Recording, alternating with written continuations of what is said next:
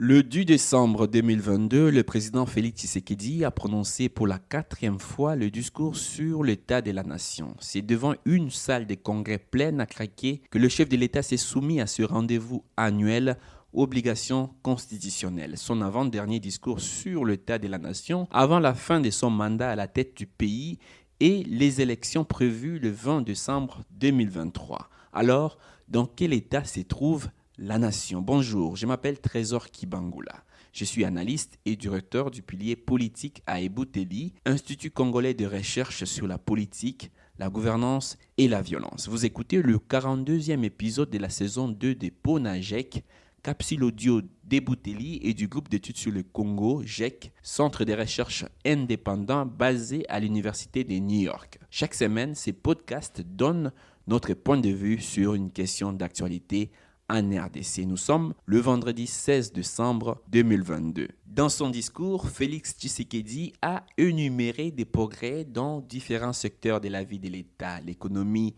du pays, je cite, se porte de mieux en mieux avec une croissance de plus de 6%. Le processus d'électrification est en cours dans les zones autour de Kinshasa et dans d'autres parties du pays. Le recrutement, la réhabilitation et la mise à la retraite sont envisagés dans l'administration publique. Plus de 5000 nouveaux magistrats recrutés ou réhabilités vont faciliter l'accès à la justice, etc. Malgré ces progrès, le pays est en deuil. Double deuil, multiple deuil même.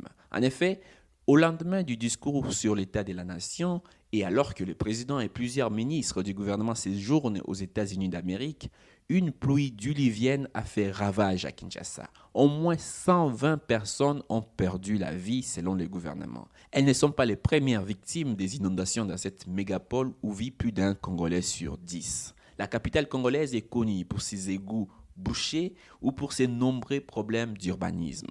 Chaque saison des pluies apporte l'anxiété, le stress et souvent la mort. Officiellement, le coupable est le changement climatique. Mais la gouvernance y est pour beaucoup. Y aura-t-il des sanctions? Pour l'instant, un deuil de 3 jours a été décrété et le chef de l'État a promis d'écourter son séjour américain. Plus d'une semaine plus tôt, les gouvernements avaient déjà décrété un autre deuil national. Cette fois-là, le coupable était bien identifié. Selon l'ONU, plus de 131 personnes ont été tuées par les rebelles du M23 soutenus par le Rwanda. Depuis les affrontements de mars 2022, le M23 a déjà causé le déplacement de plus de 450 000 personnes, aggravant ainsi une situation sécuritaire et humanitaire déjà catastrophique. Et le gouvernement n'a jusque-là pas été en mesure d'endiguer cette nouvelle rébellion et encore moins de neutraliser d'autres groupes armés dans la région. L'état de siège qui, selon Félix Tshisekedi, demeure le cadre approprié pour mieux affronter les ennemis de la paix, n'a pour l'instant pas montré son efficacité. Cette mesure exceptionnelle vient pourtant d'être prorogée pour la 38e fois par le Parlement. L'intervention ougandaise contre les ADF, autorisée depuis plus d'1 an,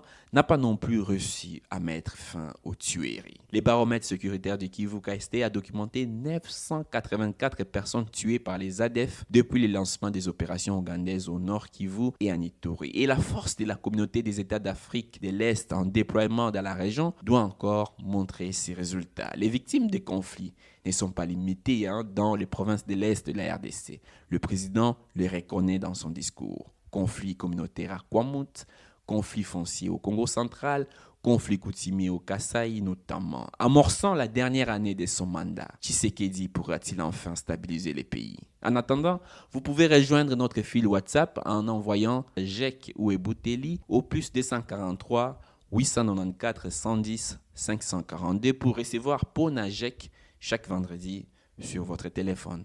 À bientôt.